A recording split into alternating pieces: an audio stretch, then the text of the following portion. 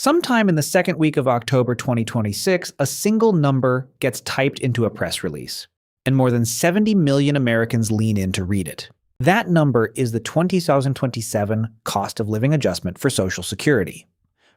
Right now, the best estimate on the table is 3.8% from the Senior Citizens League. On the average retired worker check of $2,084.40 a month, 3.8% works out to about $79 extra a month. Call it $950 over a year. That is the number every retiree is waiting for. Here is the strange part. By the time that raise reaches your bank account, a piece of it is already gone, and almost nobody tells you why. The number everyone waits for is only half the story. So why does 1 percentage point set off this much anxiety? Because for a lot of people, Social Security is not the side dish. It is the whole plate. About 53 million retired workers lean on this check, and for millions of them, it covers more than half of everything they live on. When the raise comes up short, the gap does not show up as a headline. It shows up in the grocery aisle, in the pharmacy line, in the thermostat you set 3 degrees lower in January. The cost of not understanding this number is simple. You budget for a raise you never actually get to keep. You hear 3.8% and you plan like it is 3.8%. Then the real deposit lands, it is smaller than you expected, and you spend the whole year quietly confused about where it went. Let's be honest, nobody hands you a receipt for the part that got taken back.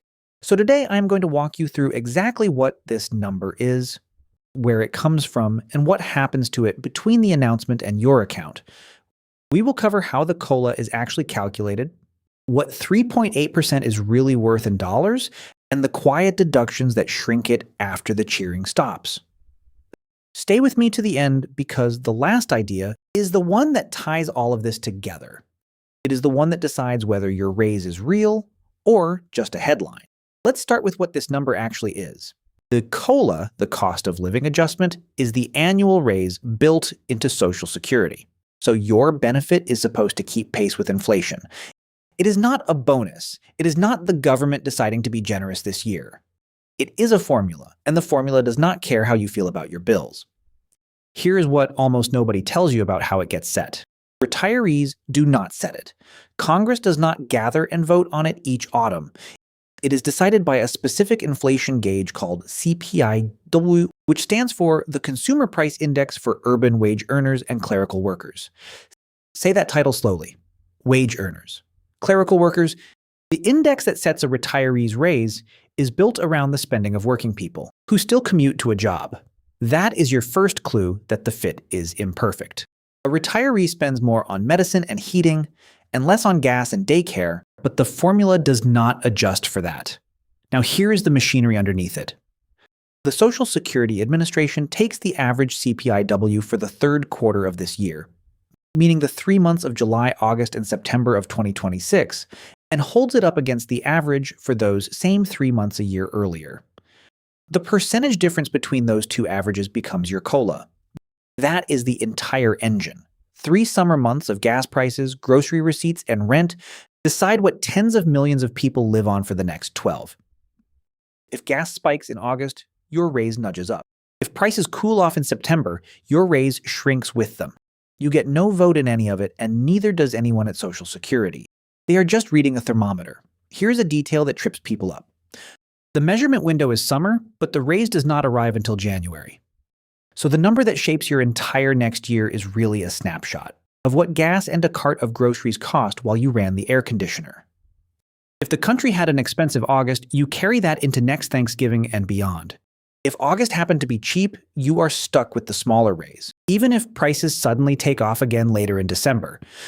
The formula freezes one moment in time and makes you live inside it for 12 months. That is not cruelty. It is just how an average works, and it is worth understanding before you get frustrated at the size of the result. This is exactly why the estimate keeps moving. Back in January, the Senior Citizens League pegged 2027 at only 2.5%. By May, the same group read fresher data and said 3.9%. Now, in August, they have settled at 3.8%. AARP says 3.6%. The independent analyst Mary Johnson lands at 3.7%. Think about that for a second. In roughly 8 months, the forecast swung more than a full percentage point, and the only thing that really changed was the price of oil and a full grocery cart. The estimate reheated simply because the underlying inflation reheated first. Nobody pulled a lever on behalf of retirees. The gas pump pulled it. So when you hear 3.8% today, be clear about what it is. It is a well-informed guess built on data that is not finished cooking yet. The official figure only locks the moment the Bureau of Labor Statistics reports September's CPI-W, and Social Security announces it in the middle of October. Until that morning, every number you see, this one included, is written in pencil. So let us turn that headline percentage into real spendable money, because a percentage by itself does not buy a single thing. The average retired worker benefit right now is $2,084.40 a month, according to Social Security's own June 2026 figures. Run 3.8% against that check and you get about $79 more a month. Across a full year, that is roughly $950. That is a real number. It is a new used appliance, a couple months of groceries, a small cushion under a tight budget. I am not going to pretend $79 is nothing, because for a lot of households, it genuinely is not. When more than half of your income runs through one check, $79 is the difference between filling a prescription on time and splitting the pills. This is not play money. It is the margin people actually live inside. But you only understand a number when you stand it next to its neighbors. Rewind to 2023. That year, the COLA came in at 8.7%, which was the single highest COLA reading in 40 long years. Checks jumped by triple digits, and for one winter, it felt like the system caught up. Then the pendulum swung back. In 2024, the adjustment was 3.2%. In 2025, it dropped to just 2.5%. And for 2026, the raise you are living on right now, it was 2.8%, which added only about $56 a month to the average check. $56. So this 3.8% projection, if it holds through September, would actually be a meaningful step up from the raise you are getting this year. Here is the trap buried in that history. The enormous 8.7% year is the one everybody remembers, so it quietly resets what people expect a raise to feel like. You anchor on the exciting number, and then every normal year afterward feels like a letdown. But 8.7 was not the system being kind. It was the system being hurt. A COLA that large only happens after inflation has already mugged you, after prices have run so far ahead that the formula is sprinting just to catch up. A giant COLA is not a gift under the tree. It is a receipt for a year that hurt. Think of it like a fever, where a high thermometer reading does not mean you are healthy. It means your body is fighting something hard. Watch what happened after that fever broke. Prices did not fall back down, they just climbed more slowly, so the raises that followed shrank right along with them.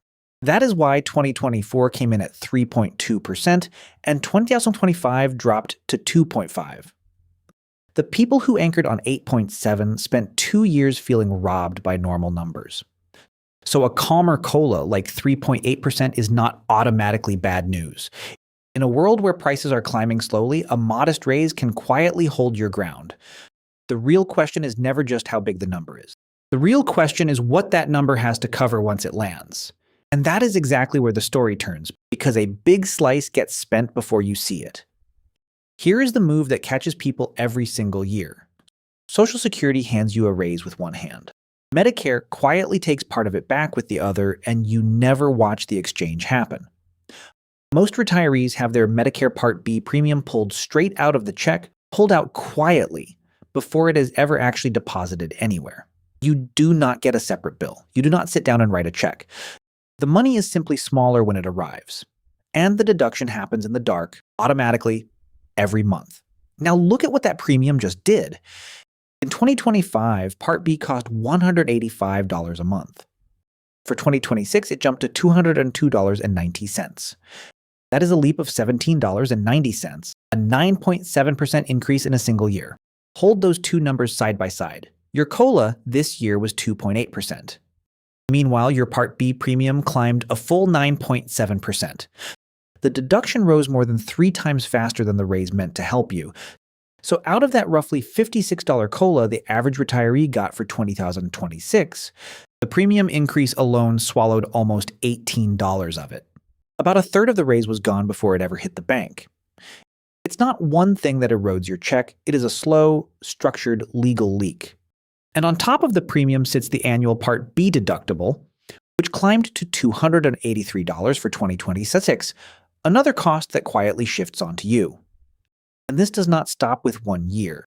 The 2026 Medicare Trustees Report projects the 2027 Part B premium at $209.50, another jump of $6.60. Some private forecasters think it climbs higher still, into the $216 to $219 range. The Boston College Center for Retirement Research has tracked this pattern for years, and their conclusion is blunt. Rising Medicare premiums eat up more than a quarter of the average COLA. Sit with that number for a moment. A full quarter of the annual raise, on average, is claimed by health premiums before it does anything else. That is not a rounding error. That is a structural tax on the raise itself, and it is applied quietly year after year after year. Which brings us to the surcharge most people have never heard of until it lands on them. It is called IRMAA, the Income-Related Monthly Adjustment Amount. If your income sits above a certain line, Medicare stacks an extra surcharge on top of your Part B and Part D premiums. And here's the cruel design of the thing. IRMAA is a cliff, not a gentle ramp. Going $1 over a bracket does not nudge your surcharge up a little. That single dollar triggers the entire surcharge tier all at once. A single dollar of income can cost you hundreds more over the year. Worse than that, the whole surcharge looks backward in time. Your 2026 surcharge is based on your tax return from 2024, 2 full years prior. So a one-time event back then, a home sale, a Roth conversion, or one strong year of capital gains can reach forward and shrink today's check long after that money is spent. Most people who get hit never saw it coming, and many never file Form SSA 44, the appeal that could undo it, even after a genuine life-changing event like finally retiring for good. So stack the whole thing up honestly. The headline says 3.8%. The premium quietly rises. The deductible drifts higher. The surcharge waits in the wings for anyone who earns a little too much. The number announced in October is a gross number. The number that actually hits your account is a net number. And the entire game lives in the gap between those two. Now let me be straight with you about the 3.8% itself, because I do not want you anchoring on it as if it were carved into solid stone. It is an estimate, and estimates move. Remember the path this one already walked. The Senior Citizens League said 2.5% in January, then 3.9% in May, then 3.8% in August. AARP is down at 3.6%. Mary Johnson sits at 3.7%. Those are serious analysts using the same public data, and they still land more than a full point apart from where the year began. The honest truth is that the final figure depends entirely on 3 months of CPI-W, July, August, and September of 2026, and those months are not fully counted yet. If gas prices tick up in September, the official number could come in above 3.8%. If those prices soften instead, the number could land below it. So here is my advice. Pencil 3.8% into your planning if you like, but only pencil it in. Do not carve it into stone. Do not go out and commit that $79 a month before it is confirmed in October. Plan carefully for the whole range, not for the loudest rumor, and you will never be the person caught flat-footed in November, wondering why the deposit did not match the headline you saw in August. So here's the idea that ties everything together, the one I asked you to stay for. We have been talking about the COLA as if it were a raise, but the plain truth is, it is not really a raise. A real raise means you genuinely come out ahead. This is a formula running a race trying to keep your check even with the rising cost of living pressing in all around you and often losing ground to the one expense that climbs fastest, which is medical care. Think about the two numbers we put side by side. A 2.8% COLA against a 9.7% Part B premium. That is not a raise. That is a treadmill, and the treadmill speeds up a little more every year. The dangerous thing about the COLA is not the number itself. It is how the number makes you feel. It arrives every October wrapped in headlines and relief, and that relief tempts you to stop paying attention right when you should be paying the most. Here's the line I want you to keep. The COLA is not a raise, it is a race against inflation, and the number they announce is only half the story. The other half, the half nobody puts in a headline, is everything that gets deducted after the applause dies down. And that half is the one you can actually do something about. You cannot change the CPI-W, you cannot argue the third quarter average down, but you can watch your net check instead of the gross one. You can understand your Part B premium before it moves. You can plan your income 2 years ahead so an IRMAA cliff never ambushes you. The people who retire comfortably are almost never the ones who guessed the COLA right. They are the ones who understood what happened to it afterward and who built their year around the deposit that actually lands, not the percentage that gets cheered. Picture two retirees, Marcus and Eleanor, both getting that same average check. In October, the number lands, and Marcus is thrilled. He hears 3.8%, does the quick math to $79, and mentally spends it before the year even starts. He never looks at the premium line, he never thinks about the surcharge, he just watches the headline. Eleanor does the opposite. She barely reacts to the percentage. Instead, she opens her statement, finds the Part B deduction, checks whether a surcharge is creeping in, and looks at the one figure that matters, the net dollars that actually hit her account. A year later, Marcus is quietly short every month and cannot explain why, still blaming a raise he was sure he received. Eleanor is not richer than Marcus. Her check is the exact same size. She is just never surprised because she read the whole story instead of the first line. In the second week of October, a single number will get typed into a press release. Be the one who knows what happens next. If this made the number make sense, send it to the one retiree who needs it. Like this video, and subscribe for more plain English money.